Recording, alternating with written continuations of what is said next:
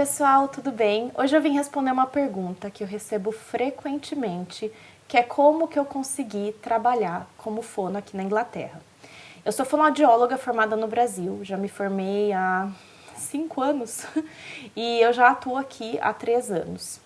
Eu vou contar um pouquinho de tudo como foi a história, o que eu precisei para validar diploma, qual é o meu registro, qual é a minha área de atuação. Acho que todos esses pontos são muito importantes, porque essa é uma pergunta que eu recebo frequentemente e o passo a passo que eu tomei pode ser que não funcione para todo mundo, porque as áreas de atuação são muito diferentes.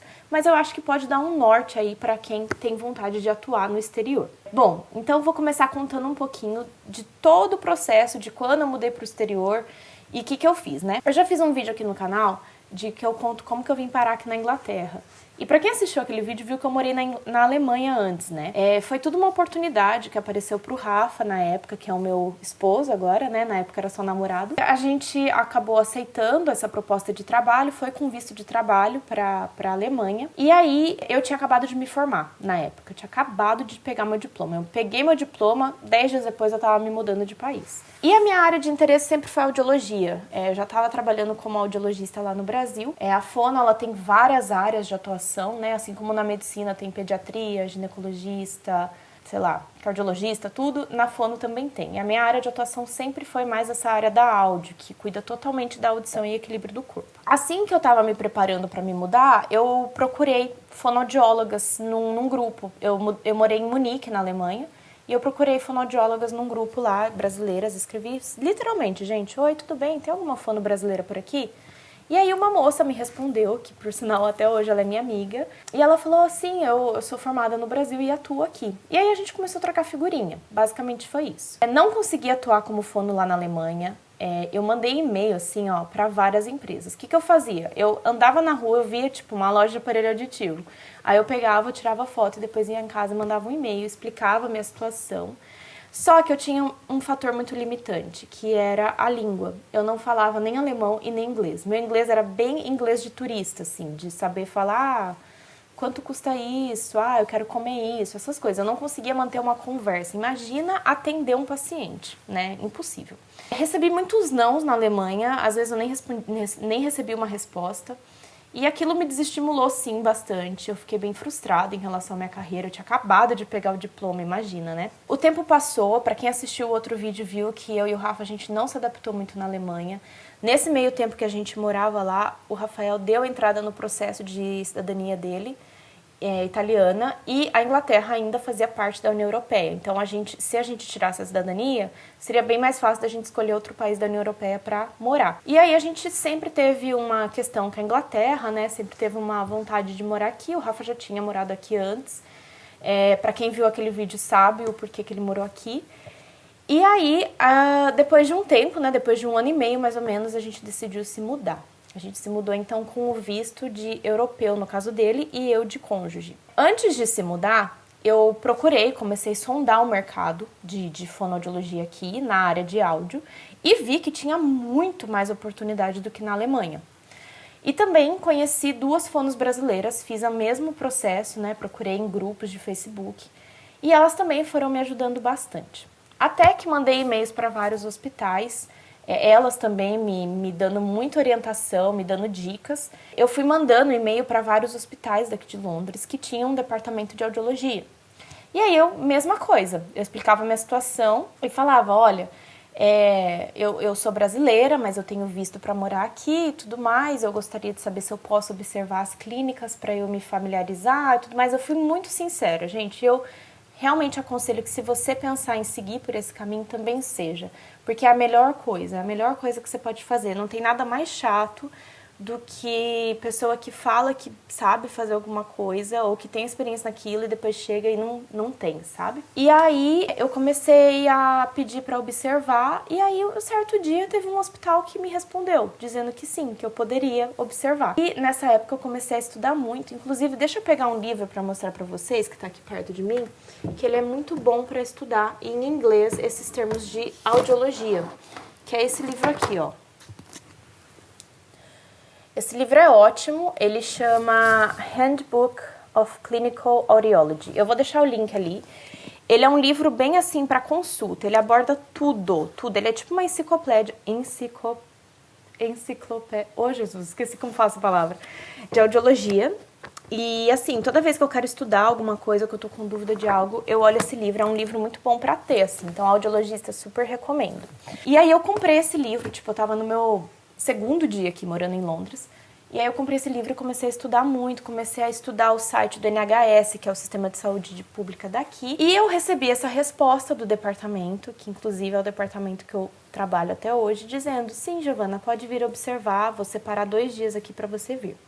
E aí eu fui em janeiro de 2019, eu mudei em novembro de 2018 pra cá. Em janeiro de 2019, bem no comecinho, assim, primeira semana, eu fui lá observar o hospital e eu fiquei bem encantada, assim. Eu percebi que, apesar de ter a limitação da língua, deu pra pegar várias coisas, porque aquele era um assunto que eu dominava, né? Era um assunto que eu tinha muita experiência, não, mas eu tinha, né, uma experiência, uma familiaridade lá no Brasil. E aí eu observei 2 dias e aí logo depois o meu chefe, hoje atual chefe, né, ele me chamou e falou: ah, Giovana, então, me conta um pouquinho de você, né, tal. E eu, gente, tremia na base. Nossa, meu inglês era muito básico. E aí eu falei: olha, eu sei que eu tenho minha limitação, tudo mais, mas eu quero muito aprender, eu quero muito ficar aqui, quero muito atuar. E eu acho que isso é uma coisa muito legal, assim, da gente que é brasileiro, sabe? A gente tem... eu já trabalhei com outros brasileiros também aqui, e eu acho que a gente tem muita força de vontade, sabe? E eu acho que isso é uma coisa que eles valorizam bastante. Ele me convidou para prestar uma entrevista, né, que teria no hospital, que era para uma vaga permanente, e eu falei: ah, tá bom. Só que eu achei que a entrevista era que nem, assim, na maioria dos lugares, que era assim, ir lá, contar um pouquinho da sua experiência, né, falar um pouco de você. E se a pessoa gostou de você, beleza, tranquilo, passou. Mas a entrevista da NHS, ela é muito diferente. Eu já fiz um post no blog, eu vou deixar aqui o link, contando quais são, assim, como que é uma entrevista no NHS. É praticamente uma prova oral, gente, sério. É muito pergunta de conhecimento, assim, que você tem que responder tudo ali. Eu não passei na entrevista, mas de alguma forma eles gostaram de mim. Eles falaram: ó, você não passou, né, não foi bem, mas a gente tá vendo que você quer trabalhar, quer fazer isso, então que tal você vir mais 2 semanas em fevereiro? Acho que era fevereiro na época. Falei: nossa, super topo, né? E aí eu fui, gente, eu não ganhei nada pra isso, eu fui pra observar mesmo. Eu sentava lá bonitinha e ficava vendo os outros audiologistas. Eu fazia tanta anotação, o meu cérebro chegava fritando em casa, de tanta coisa que eu tava aprendendo. Em 2 semanas, nossa, eu aprendi tanto sobre inglês e sobre audiologia, que aquilo, nossa, foi assim, eu fui muito grata, assim, por aquelas 2 semanas. Chegou no fim dessas 2 semanas, ele veio conversar comigo de novo e falou: e aí, o que você achou? Eu falei: ah, eu achei muito legal, muito obrigada, tal. Aí ele falou: olha só, a gente tem um contrato aqui que não é permanente, né, não é como se você fizesse o processo para entrar no NHS, mas é um contrato que é temporário, assim, e a gente tá precisando muito de gente. E a gente já percebeu que você sabe fazer audiometria, essas coisas. Você aceitaria fazer esse contrato? Eu falei: nossa, mais do que tudo, né? Super aceitaria. Dele: ah, tá bom, talvez você comece ganhando um pouco menos, porque você tem pouca experiência, o inglês também tá limitado, mas aos poucos a gente vai sentindo como é que você vai indo. Eu falei: nossa, super top. Ele falou: ah, tá bom, eu fico de entrar em contato com você. E aí, nessa época, eu lembro que passou um mês, assim, até ele entrar em contato comigo de novo. Eu também fui lá cobrar, né? Falei: e aí, tudo bom? E aí, sumido, né? Eles pegaram e me chamaram pra isso. E aí eu entrei, gente. Eu entrei dessa forma. Eu nem acreditava que eu tinha entrado, mas eu comecei com esse contrato temporário. Tive que, sim, mostrar um monte de documento para entrar no hospital, tive que provar referência. Inclusive, minha professora do TCC foi maravilhosa. Ela respondeu várias referências lá que eles pediam. Eu tive que preencher um monte de coisa, o que eu fiz nos últimos 5 anos, sabe, umas coisas assim. Mas deu certo. Tive que mostrar uma carta de intenção, mostrar currículo, mostrar meu diploma, tudo isso, né? E em relação ao meu diploma, o que eu fiz? No meu caso, tá? E eu já vi outras audiologistas brasileiras fazendo a mesmíssima coisa. Eu peguei o meu diploma, o que eu ganhei da faculdade, e eu reconheci firma dele, também traduzi com um tradutor juramentado e também apostilei com a apostila de AIA. Esses foram, assim, os pontos principais. Agora, uma dica que eu dou: quando a gente se forma fonoaudiólogo no Brasil, tá lá, fonoaudiólogo, né? A pessoa tem o bacharel em fonoaudiologia. Só que aqui, cada área da fono é uma graduação diferente. Então, não tem, muitos tradutores colocam speech therapist para todas as fonoaudiólogas. E não é o que eu sou. Eu tenho a formação de speech therapist, mas eu sou audiologist, né, que eles chamam. Então, eu pedi para o meu tradutor colocar speech therapist and audiologist, para ficar bem claro para eles que eu era audiologista. E eu também, outra coisa que eu esqueci de falar, eu também traduzi todo o meu histórico da graduação. Então, lá no meu histórico, mostra, tipo, todas as grades que eu fiz em audiologia. Então, mostrava para eles que eu tinha, assim, experiência. Bom, acho que de documento foi isso. Nesse momento que eu entrei para contrato temporário, eu não precisei validar o meu diploma, revalidar o meu diploma. Não era obrigatório eu me registrar num conselho aqui. Só o fato de eu ter mostrado essas traduções e esses documentos para eles já foi o suficiente. Ai, não. Pera aí, gente. Valeu, máquina. Pronto. Só o fato de eu ter mostrado para eles esses documentos traduzidos já foi suficiente. Na época não era obrigatório eu ter esse registro aqui. Já vou falar um pouquinho sobre ele. Mas é um registro que é bom ter e mais tarde eu fiz. E foi isso. E aí, na prática, nossa, aí que o bicho pegou, né? Porque o meu inglês ainda era muito básico, eu precisaria estar sozinha com o paciente, explicando tudo daquele mundo que eu sabia no português, mas no inglês não.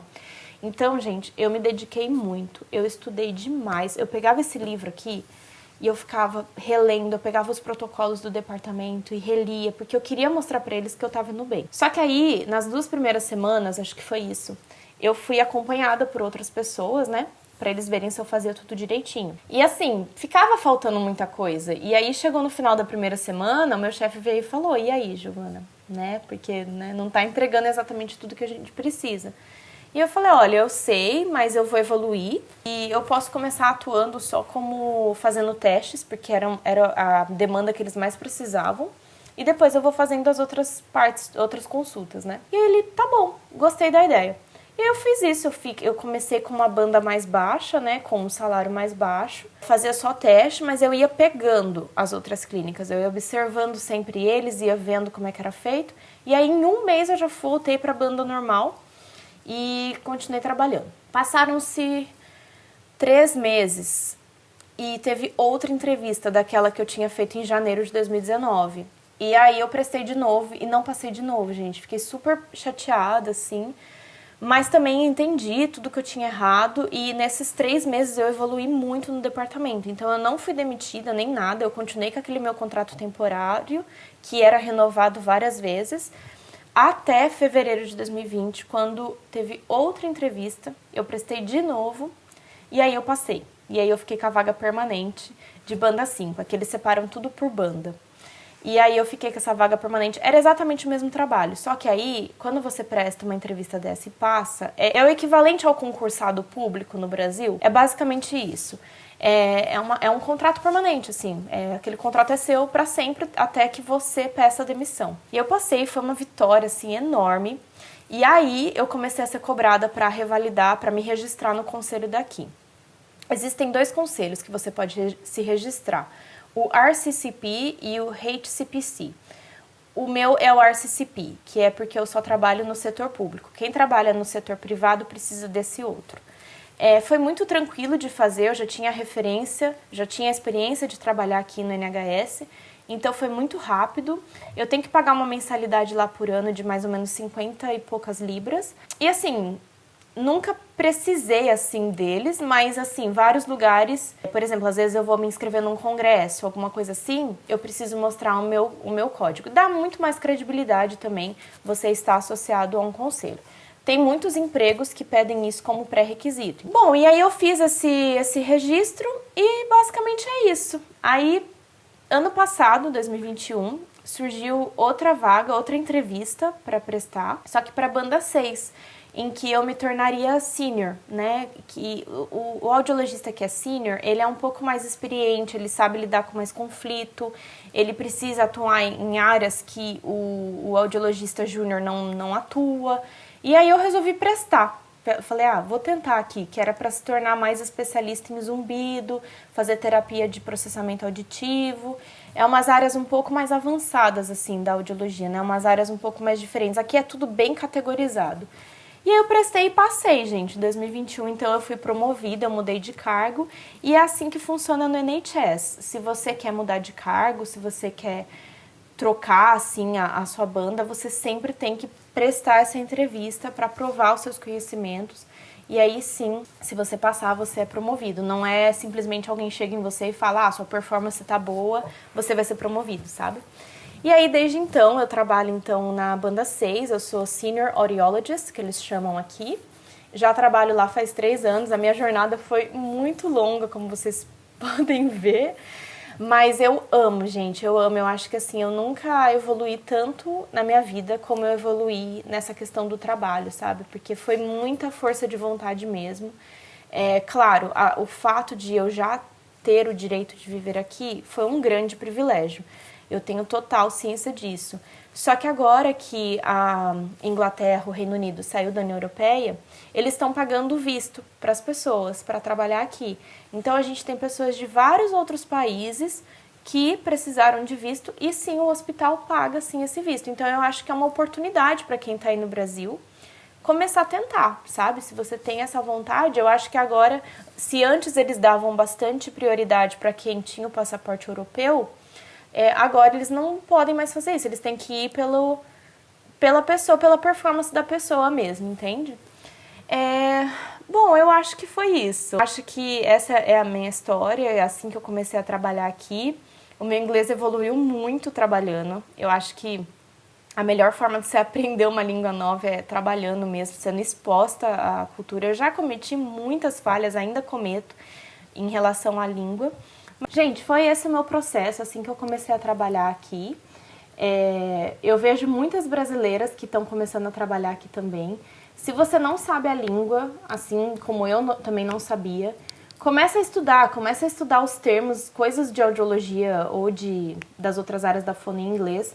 Infelizmente, eu não sei muito bem como é atuar nas outras áreas. Nunca foi meu interesse trabalhar na parte de terapia de fala, de disfagia, por exemplo, amamentação. São áreas que, assim, eu acredito que seja um pouco mais difícil de validar o diploma por causa que, assim, por exemplo, terapeuta da fala. É um pouquinho mais difícil porque você tem que saber exatamente os fonemas daqui e tudo mais. Mas se você tiver fluência da língua, eu acho que super dá, sabe?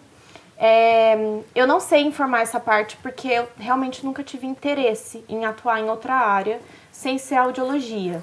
Mas se você seguir mais ou menos os mesmos passos que eu, né, procurar pessoas que atuam, eu acho que pode ajudar bastante. Bom, se eu esqueci de alguma coisa, eu vou deixar o link aqui do meu blog, que eu contei a história inteira, e quando eu digito eu consigo ver exatamente o que tá faltando e o que não tá. Mas acho que eu cobri os pontos mais importantes, eu espero que vocês gostem.